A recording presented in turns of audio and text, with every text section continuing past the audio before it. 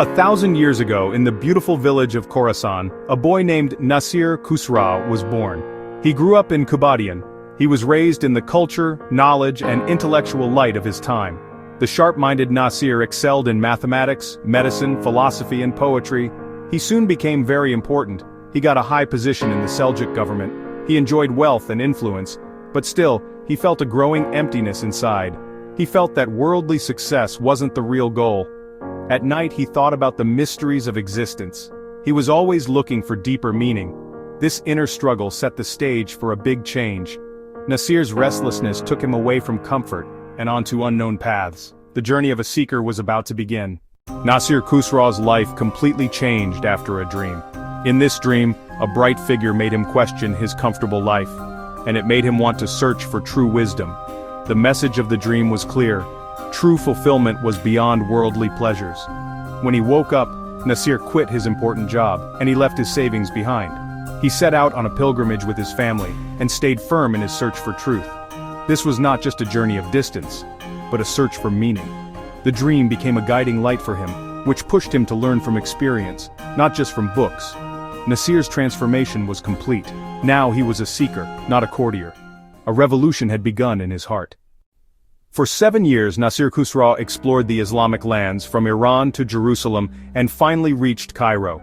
He wrote about his journey in a book, in which he shared unique insights about the cities and people he met.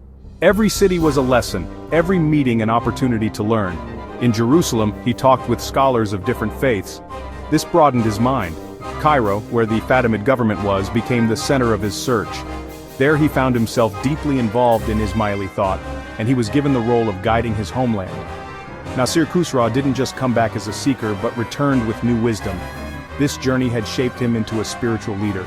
The search for truth gave him a purpose, but new challenges awaited him back home. Returning to Khorasan, Nasir Khusraw's ideas were strongly opposed by the rulers and the old scholars. He was called a new thinker.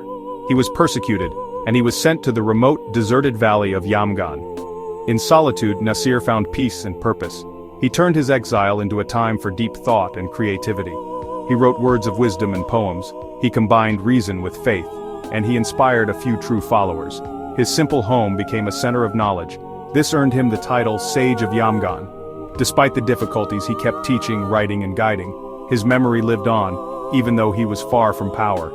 In Yamgan, Nasir built a world of thought. His wisdom would last longer than the empires that opposed him. Nasir Khusraw passed away in Yamgan, but his mark remains.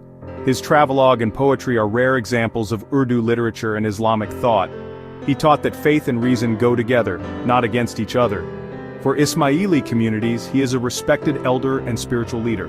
His message of seeking knowledge, tolerance, and justice can still be heard today. Nasir's life reminds us that true wealth is in wisdom, not in things. His journey from courtier to sage is a timeless story of transformation. He is a guiding light for all scholars who are looking for truth and knowledge.